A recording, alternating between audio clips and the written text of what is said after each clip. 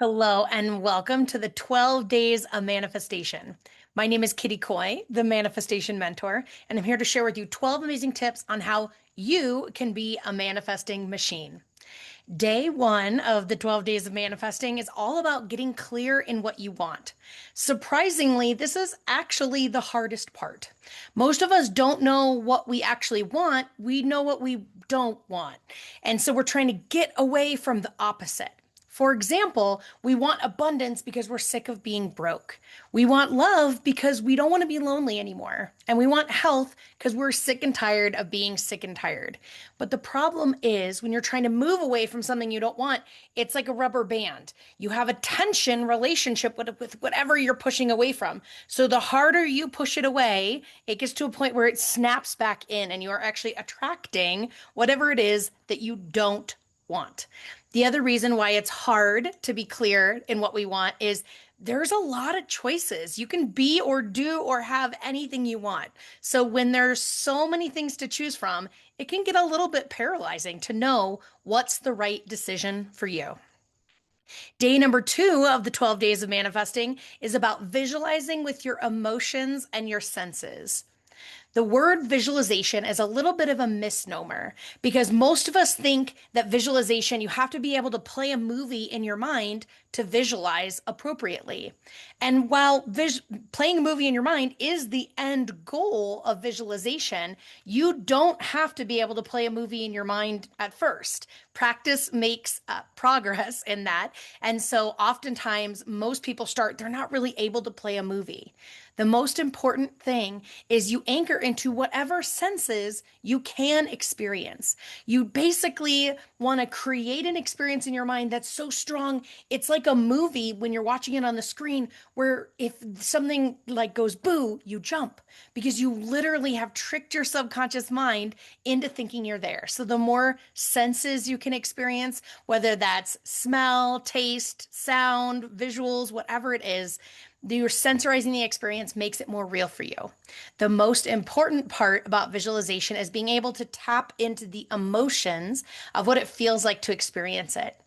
That's why movies are so powerful for us because they allow us to tap into those emotions. We're feeling the emotions in our bodies as we watch it on the screen. So that's what we want to do with visualization is really tap into our emotions. And this is how we trick our subconscious mind into thinking we have it now. Day number three in the 12 days of manifestation is about visualizing every single day and making it a tiny habit that you do to integrate in your day. Because every time you visualize, you trick your subconscious into thinking you're experiencing it now. Your subconscious can't tell the difference between reality happening outside of you, your imagination, and all of the media that you consume.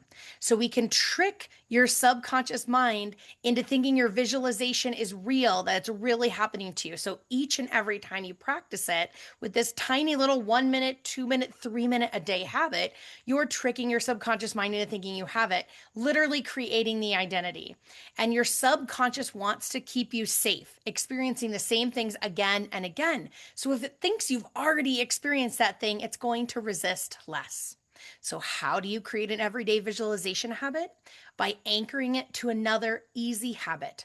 I usually recommend people start with visualizing while they brush their teeth. I promise that your arm knows how to brush your teeth. You do not need to think about it. So you can use that 2 minutes in the morning and 2 minutes in the evening to simply daydream with your senses and your emotions of what you want to experience. So you can break it down in the morning. You can daydream about your healthy body and what it feels like to be energetic and well rested and whatever your health goals are. Then in the evening, you can visualize about your loving relationships. In the next morning, you can visualize about your dream house. The next evening, you can visualize about your dream job. And in that way, you break your visualization into bite-sized chunks that you can do every single day. Day number 4 in the 12 days of visualization is about releasing resistance. Resistance is whatever prevents you that comes up in the way of working towards what you want and prevents you from getting it. It could look like fear, self doubt, procrastination, unworthiness, getting sick right before a vacation, confusion, distraction, procrastination. There's so many ways that resistance looks like. But really, what we want to do is release that resistance so we can move towards what we're manifesting with ease. And the trick about this is we live out of alignment. By that, I mean our thoughts and desires are different than our beliefs and our emotions. We want abundance, but we're practiced living paycheck to paycheck. So, and we have a belief that it'll never change. We have emotions of fear or scarcity. When we live where our thoughts and desires are out of alignment with our beliefs and emotions, this is like a fishing pole broken in half. It's really hard to cast out our hook and reel it in. But when you can get your beliefs and emotions in alignment with your thoughts and desires, this fishing pole is easy to cast out and you reel in what you desire. I use neuroscience to get there faster and easier. Day number 5 in the 12 days of manifestation is about taking action steps. Popular media created this myth around manifestation that positive thoughts bring positive things into your life. And while that is true, if you want to manifest something specific, you have to take action towards that thing.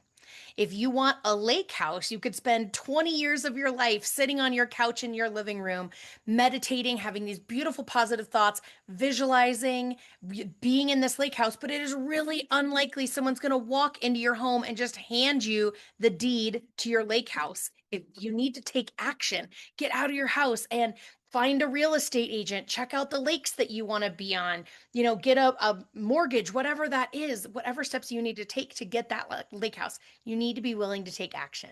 So, what tiny action steps can you take today that will help you manifest what you want? Day number 6 in the 12 days of manifestation is that you manifest from your emotions. Each emotion has a frequency which is projected out into your field. And because like attracts like, whatever emotion you're experiencing, you're putting out in the world, you're going to attract more things that reinforce you feeling that emotion. So this is true because think about a good day and a bad day. Have you ever had one of those days where you wake up on the wrong side of the bed and maybe you spill, your hot water heater runs out, you spill coffee down your shirt when it's too late to come in and change it, and just thing after thing after thing happens, you're late, there's something happens at work, all these negative things start to add up. And it's because your thoughts, emotions, and beliefs are I'm having a bad day, that your emotion is projecting a frequency outside of you. So you're attracting more things that will make you have a bad day. Thankfully, the same is true when you're having a good day. When you wake up on the right side of the bed, you say amazing things to yourself. You're grateful as you go through your day. Then you hit all green lights. You get to work and somebody compliments how you look. Your inbox is empty. It could happen one day. But really, it's really your emotions that are whatever that are driving your manifestations. So if you want to improve what you're manifesting, all you need to do is shift your emotions by bringing in gratitude. Day number 7 in the 12 days of manifestation is that you can't manifest money because you don't actually want money. This is the one that gets people the most confused. We think we want to manifest money. So we focus on, well, how can I make more money? But really, the act of focusing on the money is what prevents you from attracting it. What this sounds like is when I make the money, then I can go on vacation. Or when X happens, then I can do the thing I want to do. But the problem is we're so focused on making the money that we don't actually take any action steps towards the vacation. And money is a vehicle, it is not a destination. You can only manifest destinations. So when you're so focused on making money before you can have what you want, you're wasting all of that time and energy and effort, not on manifesting and creating what you want directly, but on an indirect thing like money. So ask yourself, if you won $1 million today, what would you do with it if you had to spend it all in one day? That's what you want to focus on manifesting, and the money will come later to support you in manifesting those things. Day number 8 in the 12 days of manifestation is that you're too attached to the outcome to manifest it. If you think that manifesting that thing will change you in any way, then you won't be able to manifest it. You need to know deep down in your heart whether you get that thing, whether it's tangible or intangible, whether you get it or don't get it, you're exactly the same. Like if you want $1 million tomorrow, you're going to still wake up and brush your teeth and do pretty much the same things. It might shift a little bit, but who you are as a person won't change. The reason why this is so important is our subconscious works to keep us safe, and safe is stuck. Safe is the exact same that we've always been. So when we think that manifesting this thing is going to change something about us, our subconscious resists being manifesting that thing because it doesn't want to change. So when you know that you're exactly the same with and without it, you don't need or want it to change you because you're perfect exactly as you are. And life could get a little bit better, but with that thing, but it wouldn't actually substantially change anything. That's when you can manifest.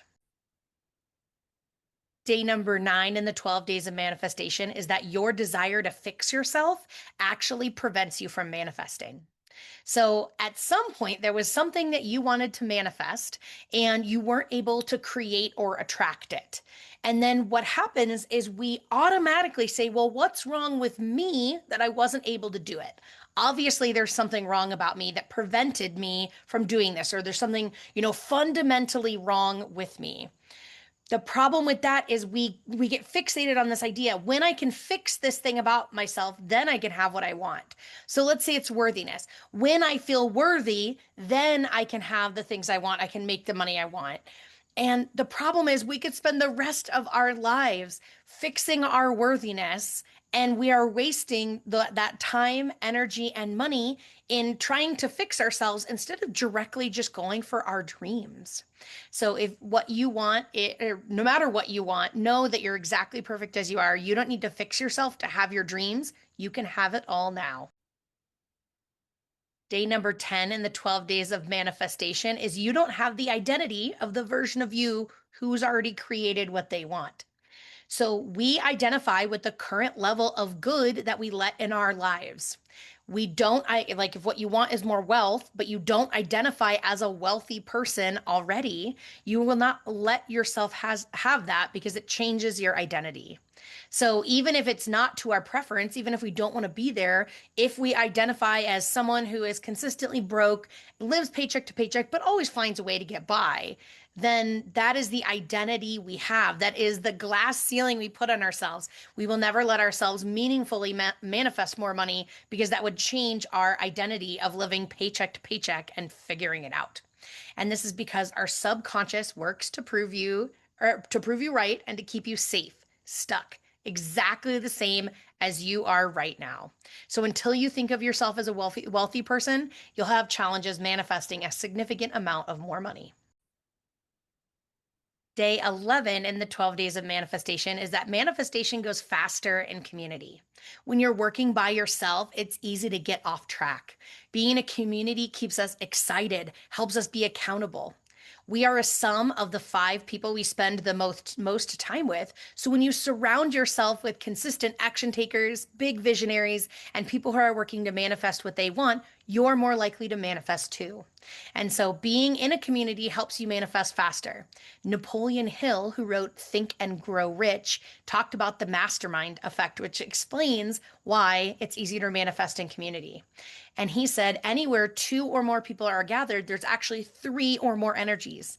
The energy of person A, the energy of person B, and then the energy that they create together. So when you're manifesting in community, it is literally easier for you to manifest. Number 12 in the 12 days of manifestation is that you need a manifestation mentor to support you in being more effective with your manifestations. There is a recipe you can follow to manifest. It's 4 steps, and it happens to be, I spelled it out in the first 5 days of manifestation earlier. But these steps are very simple. Get clear in what you want. Visualize it every day, including the emotions. Release resistance and take action.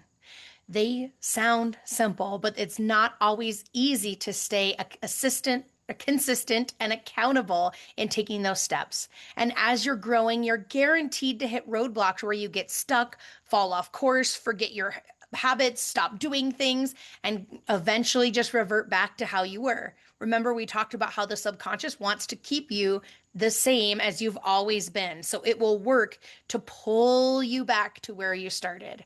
When you have a manifestation mentor, it is funner and easier because you have somebody to support you every step of the way and help you overcome the roadblocks and challenges you face on the road to manifestation.